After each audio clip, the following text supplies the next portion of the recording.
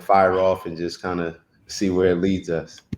All right. But the first one, Yeah, he likes stirring the pot. I don't. nah. Pride Month is coming up. We got the presidential election, inflation that's impacting everybody. I don't even know how people can afford cars, a place to live, eggs, whatever else they got going on. And with the food, I heard that a lot of times they just, I swear people just still using this whole COVID situation. About what? Like everything just costs more. Oh, well, this costs more because the price of this went up 3 years ago and that impacted the way that this thing.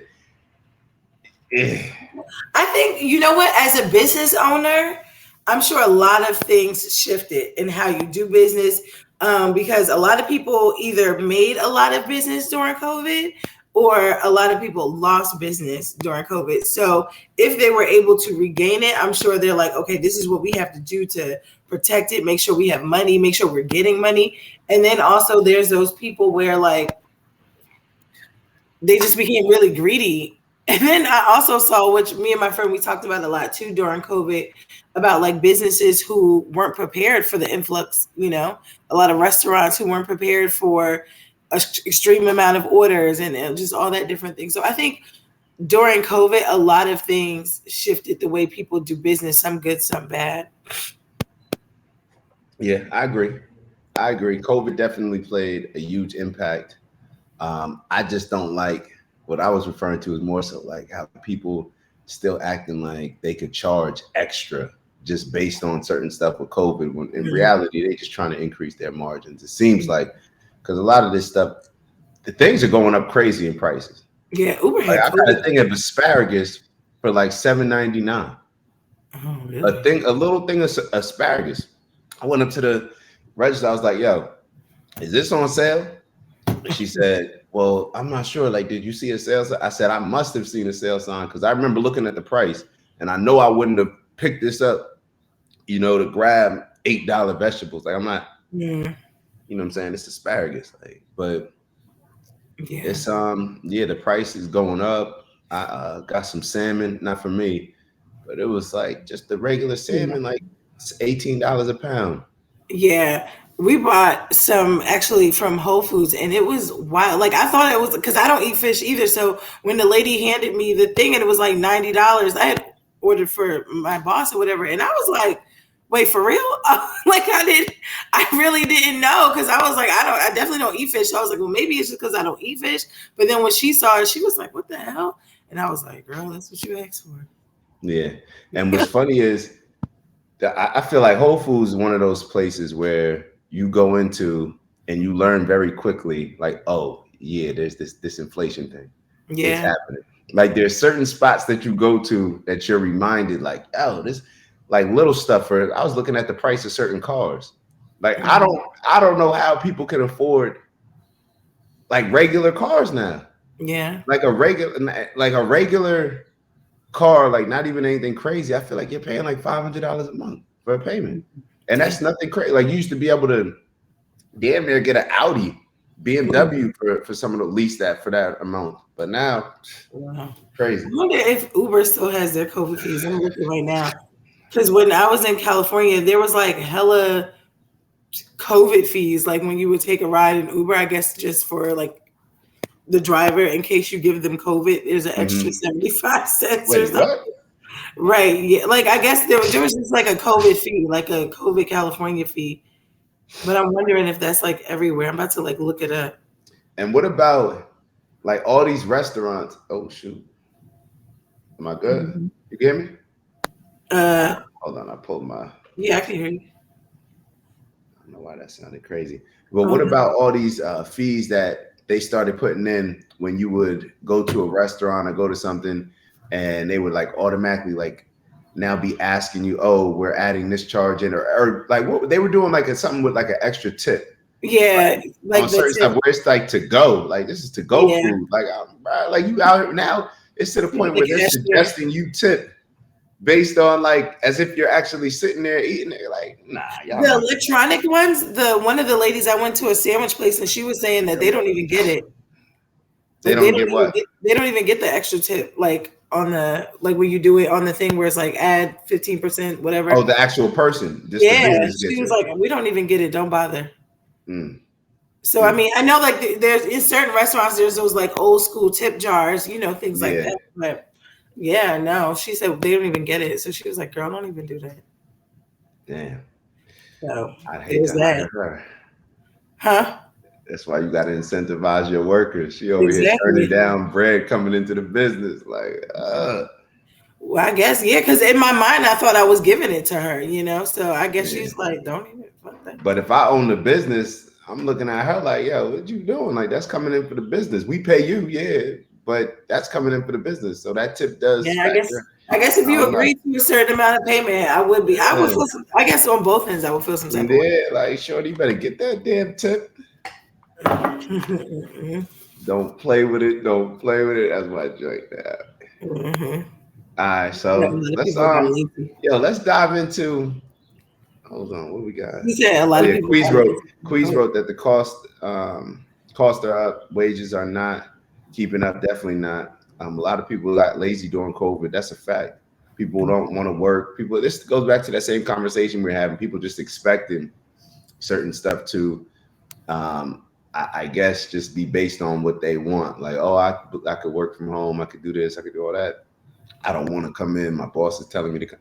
Nah, bring your ass in here. If I tell you to come in to work, bring your ass into work. I'm indifferent about that.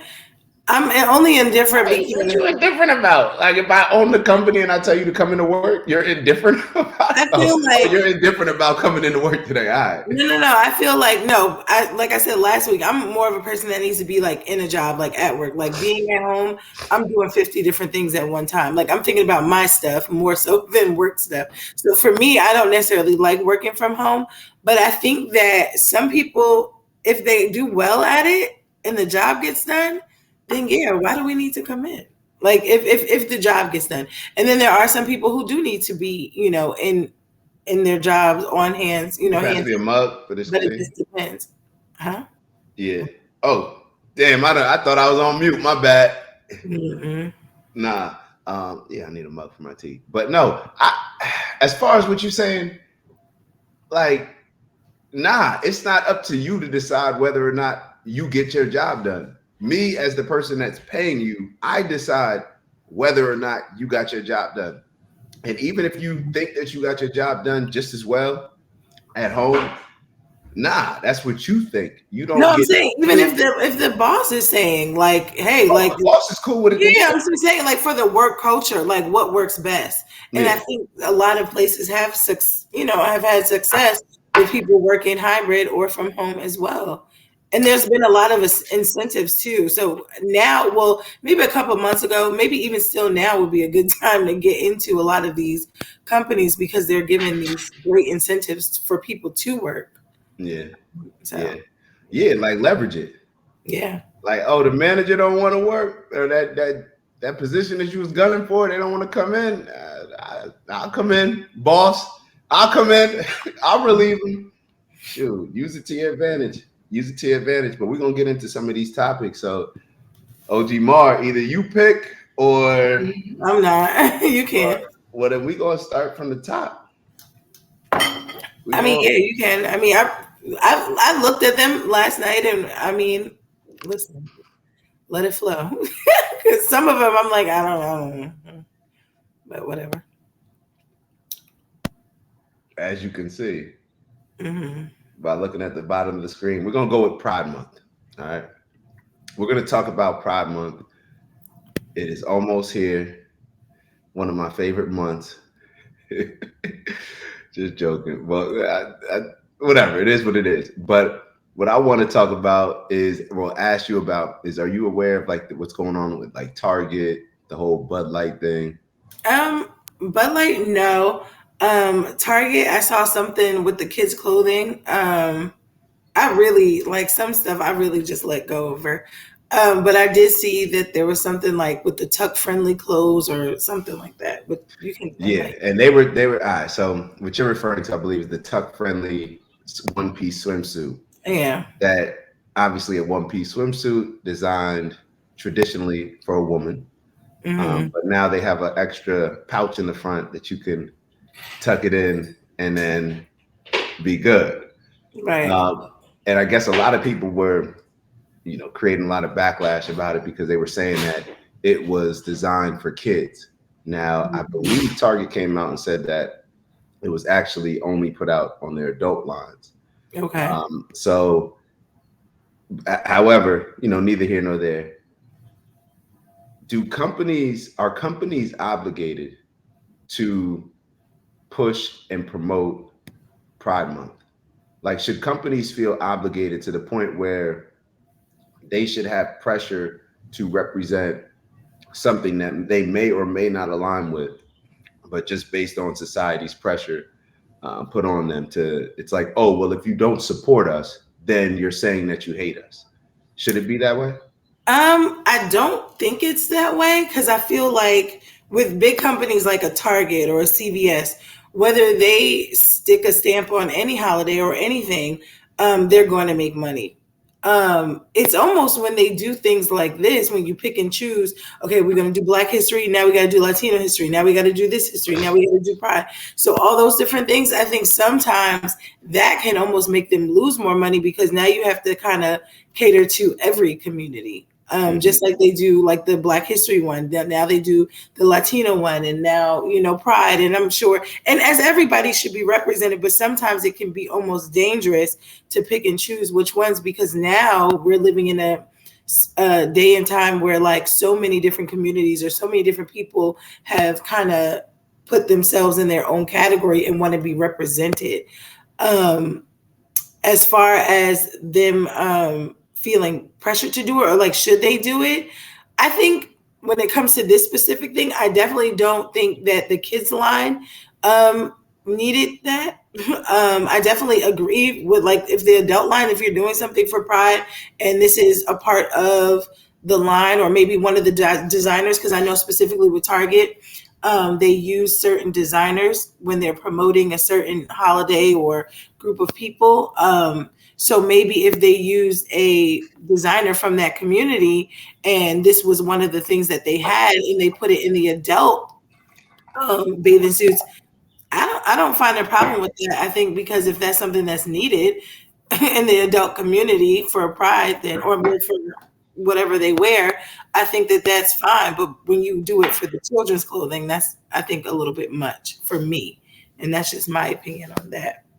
Yeah. So you're cool with, like, let's say you have a kid and you're walking through, Target just looking for clothes. You're cool with, because this was even something that was done, I believe so, like even months ago. Because I remember seeing articles to where Target was like certain stuff where the boys stuff would mostly be, the blue, the reds, those type of colors.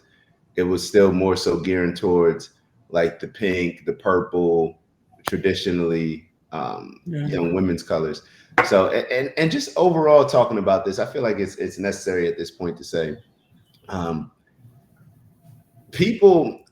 there's obviously a lot of divisiveness when it comes to this topic, and I think it's one of those things where if you're too extreme on either side, then it's gonna come out and make you probably look either like an asshole or extremely silly. And I think because everybody, and what I think keeps getting missed, everybody should have rights. Like, nobody should be mistreated because they feel that they're this particular gender, even though they were born somewhere. Like, nobody should be mistreated. Like, they shouldn't be able to be targeted violently or whatever it may be, targeted any other way. It should not necessarily be that. But I think what gets missed when you just have the both extreme sides arguing is the fact where it's just like, yo, we cool. Like, yo, the majority of us, we get it. Like, yo, you want to have your rights? Everybody deserves to have rights. However, it's just how it's getting pushed and promoted on kids. I think that's where the issue comes into play. Like, when even like what they did in Florida, where they were canceling a bunch of, and I'm not sure the exact details, but I think the ones that I'm going to speak on are pretty accurate, where they were canceling a bunch of drag shows that they were doing down there because they set like some type of legislation to where kids aren't able to go to drag shows, which is Mhm. weird. It's like, well, why would like if you're running a drag show, why would you feel the need to shut it down if, just because kids can't go? Like, why does that even need to be targeted to kids? You know what I mean? Like, it just gets super, like, this side feels that they're getting oppressed, so therefore they want to stand up even more, maybe go even more extreme. And then the other Right. side is like, yo, they're trying to cut our kids' private, you know what I'm saying? So then it gets super extreme on the other side rather than just like a sensible conversation about it where it's like, yo, do what you want to do. Of course, there should be no targeting here or there. However, like, y'all doing a little too much pushing this shit on my kids. You know what I'm saying? Like, it gets a little bit too much to where it's almost to the point where kids are going to feel weird if they don't embrace it. You know what I'm saying? Y'all pushing it so hard. Y'all making it seem like that's the norm. Like, that's the overwhelming norm. Yeah, I think, it's kind of, it's unfortunate when you have, it's crazy because as kids, it's like they don't have their own voice per se, right? So you have a lot of adults speaking for them, doing all these different things. And as a kid, it's like if your parent takes you to a drag show, if your parent takes you somewhere, it's like you really don't have any say so in that. And so it's almost like people are pushing their own agendas and using children sometimes. And I think that that's not fair at all. And like you said, it should be a conversation between, I guess there's no like one leader of this group and then there's one leader that speaks for everybody on this group, because even within within each group, there's divisiveness. You hear people maybe of an older generation who don't understand the younger generation within that community. Or, some people are just saying, well, hey, I don't care what you do, just keep it away from my kids. Or then there's people who are like, but there's children who are, a part of this community. So it's so many different things and so many different opinions on how things should be done. And I don't know if we'll ever get to some like common ground on that. It's just, I think that, again, if especially with parents, if that's not something that you want your child around, there's some reality that's going to kick in by the time they're in middle school and high school. They're going to be, if you keep them in school, they're going to be exposed to certain things, certain communities, certain things that you may not want them to know. But I do feel like the younger they are, you have the right to say like, hey, no, this is not something that I want my kid to talk about. But it's kind of rough because once you get to middle school, it's like we'd be lying if we said that kids don't have their own experiences or they don't feel as though they are gay or all these different things happen. And it may happen earlier than middle school. I don't know. But I think that once they do get to that age, it is something that does need to be talked about, even in a way where, like, say, your kid may not be gay or be a part of that community, but just be like, hey, my best friend just told me that she might be, how do I handle that? Or, you know what I mean? So like, those are maybe the kind of conversations and learning, that needs to happen. Maybe I would say at a certain age. I wouldn't say that it needs to start any younger than like middle school. So I don't know. Yeah. I think it's so tough with the kids. Yeah. I feel like that's probably one of the scariest things. Like when I think of becoming a parent one day, those are probably some of the scariest conversations that you have to have because you're not really sure what to say. Am I misleading them or am I leading them into somewhere where I'm not trying to necessarily lead them? Right. What do they need from me at that particular time? Like, are they going through it? Are they asking me one thing, but really, alluding to something else? Like all those type of things around this topic. It's scary, and more so just scary just because it's like you don't know. Obviously you want to do what's best for your child. Everybody wants to do what's best for their child. Everybody's going to protect their child, but it's just figuring out like really what is best. A lot of times we don't know, and it's kind of like we're learning as we go. And another thing too, so I think with like, I don't know if this is true, but with Florida, like how they want to take Black history out of, school systems and things like that. Now, somebody who would say, and maybe they're super pro-Black, because I've always heard this within the Black community, that they don't even really teach us real Black history in school anyway. So You know, Yeah, what is that? What were they taking out? Because I hear people say it a lot, but when I looked at the bill, mm, that Ron DeSantis actually put in place, I didn't see where that came into place. I knew that there right. was something more so geared towards the colleges, if I'm not mistaken. But So I I don't didn't know. see what were Right. they. Yeah, That's what I'm saying. Like that's in the beginning. That's what I said. I don't know if this is true yeah. or not But or no, how. but yeah, a lot of people I've But heard. Yeah, yeah, so I've heard a lot of stuff about that. So maybe, there's parents who say, well, my kid's not black. What do they need to know that for? Or, they may have the same point where like, well, my kid's not gay. So what do they need to know that for? Or my kid. So it's just almost like one of those things where I feel like if we got to pick and choose everything our child really learned in school, it would be all over the place. yeah, Like, a lot of people like, no, you need to value this over this, and you need to focus on this. Well, they need to learn real life skills. And somebody said, well, no, so I think it'll be a bunch of mess anyway. But I think if there was a way to where, I don't know, maybe the next president can like LG 2024. can figure Make out no a sense way coming to again. promote more like at home living. But then I don't even know if that's healthy if you give parents the full control to like train their children up and teach them on certain Yeah. things. I don't know if there's ever a way to like make it make sense for everybody when it comes to education, because like I said, I think if everybody got control to say what we needed to learn, it would be all over the place. Yeah, and I mean it sucks, but we definitely can't rely on parents to just teach their kids. And No. that's what and it should be emphasized a lot more than that. Parents just feel like, they could just drop off kids at school and then get all the education that they need. Right. And when they come home, parents are tired, don't feel like teaching all that stuff. Mm-hmm. So it's definitely something that first, I don't want anybody teaching my kids on Black history, especially people that don't want to teach Black history. You know what I mean? Like if you're going to teach it, teach it a certain way that allows the kids to challenge certain things that they may have grew up thinking, or just different, like have honest, real conversations about it. Right. I don't want it being taught in a way that just, my kids walking out of class feeling like a victim, feeling like he's less than, so it's very a delicate type of thing. Yeah. And maybe that's why other cultures decide to take that on more in the household, because they don't trust others, to start teaching it outside. And a lot of the stuff, like going back to what you were saying, like even with the the pride and being gay and the LGBTQ community and that impact on the schools, it's almost as if like when you tell somebody like something's bad, like, yo, what you're doing is bad, don't do it, people are naturally going to be inclined to now double down on it. You know what I mean? And now I'm taking it even further.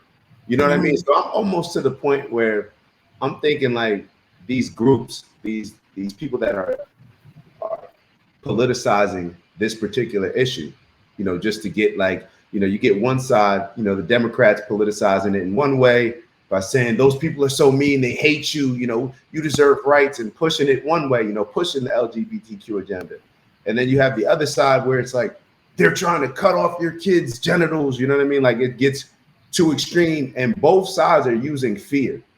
Both sides are using fear to control a particular group by saying like, if you don't get on our side, then your kid, this is going to happen to your kid. And the other side saying, if you don't get on our side, then you're an asshole, your kid's going to be, all these type of things. So, and then it's the people that are in the middle, just trying to figure out, what makes sense, figure out, okay, there are some kids like this, how can we, make it to where they're comfortable and not feeling like they're getting mistreated or their rights aren't being met on one end. But then on the other end, it's like, hold up, easy. Like, we get that your kids may be, part of that community, but the way that y'all are, like, the pride is going a little bit overboard to like promoting and like selling it to the rest of the kids. You know what I mean? So that's where the boundary is for me.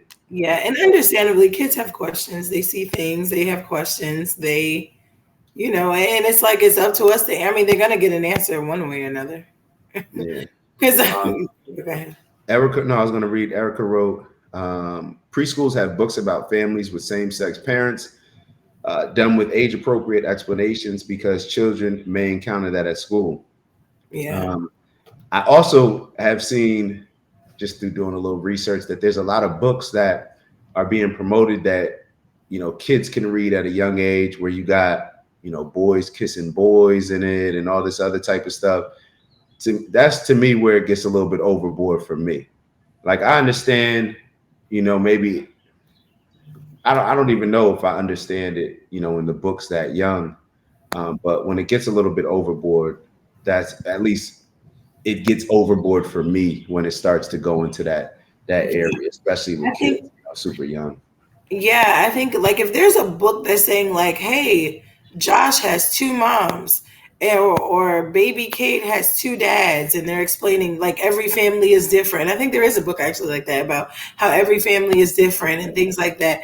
I think that that's appropriate conversation to have because kids do ask around like 4, even 3, maybe. Once they really start paying attention to things, they're like, "Well, if I have a mom and dad." And Katie at school has two moms. Like, why does she have two moms? Or sometimes they may even ask, like, well, where's her dad? Or where, kids ask those kind of questions. And so I think, there needs to be some type of answer because we've learned even within ourselves that always saving conversations for later never really help.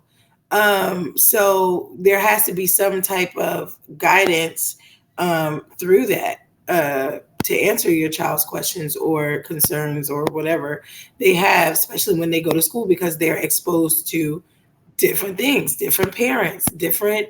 So kids even ask, like, why is your mommy skinny and your dad fat? Like they ask little questions just like that. And so Kids, you know what I yo, mean? kids are ruthless, yo, You can't. ruthless.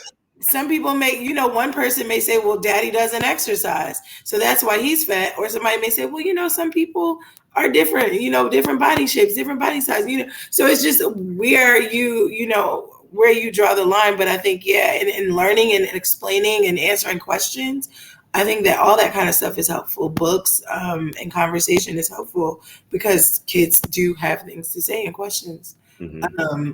But again, I think when it comes to the promoting, it's all a money thing. It's like, oh, well, if we stick like with Black Lives Matter, half of these establishments were only doing it because they were scared that their business was going to get screwed over because we heard that, oh, everybody's just breaking windows now. So let me slap this BLM sticker on my window so maybe they won't fuck up my shit either. You know what I mean? Who's wrong for that though? The It's store or protected. If you want to get to the bottom, the foundation of it, it's not wrong. We got to do what we got to do to maintain whatever. But if you're actually a business who doesn't really even serve Black people, they don't support the neighborhood or whatever, don't really do. I've seen that where it's just like, I don't even think I don't understand how.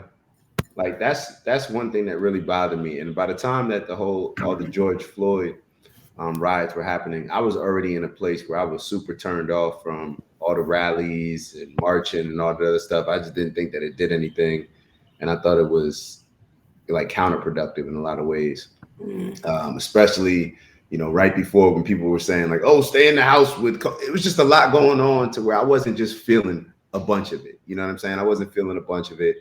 I wasn't feeling the whole defund the police and all that other stuff. It was just goofy stuff that the elites were pushing that the sheep that we are that just followed. And I'm not saying the sheep that we are is just Black people, because a lot of these rallies, you look at all these rallies, most of the rallies that I look at is funny when I'm Googling to make a thumbnail for a particular video. I'm looking at all the rallies. There's no Black people there for all these Black Lives Matter rallies. And I don't know what exactly that's about. I don't know whether it's, a certain level of guilt, that people feel. So therefore they want to stand out there and fight the good fight. I'm not exactly sure. But shoot, I don't even know where I was going with this. I was responding to what you were saying. But just pretty much with all that type of stuff. I just wasn't I just wasn't necessarily feeling it. Like I didn't see that it was a productive thing, with all that. There was a lot of things that were very counterproductive when it came to all that stuff. And I don't know if this is true or not, but if you into the dark side of YouTube, or not even the dark side of YouTube, but they would show a lot of videos where it wouldn't even be Black people damaging these businesses. It would Yeah. be like implants that were like strategically placed there to make it seem like, oh, these people are messing up their neighborhoods, they're breaking stuff, they're stealing, doing all this stuff. And it wasn't even actually Black people doing it. It was just like people just like, being planted there from the Amping it up. Yeah, trying to amp it up. Like people trying to start little beefs and stuff. right. So that for me was crazy too to see. But I think man, it's crazy because you try to think like, what is the answer? What is something that will actually work? What is it going to take for people to actually be like, you do you and thrive and we do us and thrive? Like, how can But see, that that's not what people are asking though. Like, listen to what you just said. what is You it? do you and thrive. We do us and thrive. That's Right. not what we ask. We beg the people. Like, I feel exactly what you're saying. And this is where I was going before I lost my train of thought. If a business doesn't support me, who cares? Like I either still go to that business and buy it if I feel I can't get it somewhere else, or I go somewhere else that I feel may support me, Right. and I buy from there. Or if none of these businesses support me or people that look like me, then that means there's a huge opportunity for people that look like me to sell that particular product, whatever that may be. Right. I don't feel when you have the mindset that you just described, which is, yo, you do you, you thrive, we do us, we're going to thrive. Our mindset is, no, we want to tell you how to run your business. We want the whole DEI conversation. No, you need to have this amount of people that you're hiring to meet this particular quota. So therefore you get this particular score. So when we release it, you won't be looked at as a hate group or a group that is prejudiced and racist. I don't subscribe to that. Bro, I'm not telling you, if I own a business, if I took all the risk to build a particular business, I'm hiring whoever I want to hire. I don't care if this person is not as qualified based on your qualifications as the person that I want to hire. I want to hire them, so I'm hiring them. It is what it is. You can't come into my business and tell me, oh, well, your business doesn't support. Da, da, da, da. How about you create a business, and how about you compete with me and you can hire whoever you want to hire and we go forward from there. Our mindset is so victim mentality, which is we want to ask other people who already have companies how to run their companies rather than us just running companies that are favorable and support us. It doesn't make any sense to me. Yeah, no, that makes sense. Yeah, I think you should be able, because here's the thing, as a business owner, you're not going into it. I mean, you're obviously solving a problem, right? But you're also not going into it with the mindset of failing either, and so it's kind of like you have to do whatever it takes to get the job done, to make money, to pay the people that work with you. I think that if you're refusing to hire someone based off of their skin color or based off of things like that, then yeah, that's a problem to But me. why? No, I'm saying if you're basing it just solely on skin color, like that's ridiculous because there's qualified people in every race, I feel like. I mean, now you have to go What's out the and problem search. though? Like I get like, okay, you're an asshole, but what's the problem? If literally, if I want to hire, like what's so funny is that the same thing that people complain about is we solve the problems with the problem. It's like, okay, you have a diversity problem, right? Mhm. So now we're telling you, because you haven't hired a particular group of people, now you have to hire this group. It's like Yeah. now you're forcing them to hire a particular, but we just weren't cool with them hiring just based on who they wanted to hire.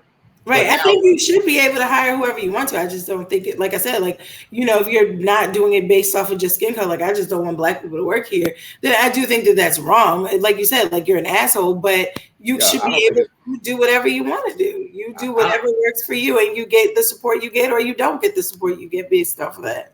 I think you're an asshole. I think you're prejudiced, but I don't think you're wrong. That's where That's, we disagree. Like yeah. I don't the same way. Okay, so do you have a problem? Let's say if somebody was hiring somebody who, I don't know,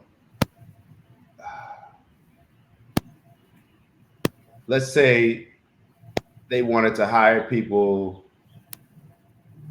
I'm only hiring skinny people.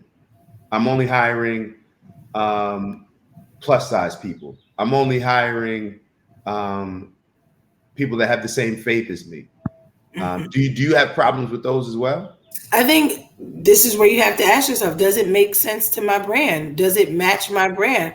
Will me hiring only plus size people bring me money? Will only hiring skinny people bring me money? Like like I said, it's to that person's discretion. Is it right or wrong?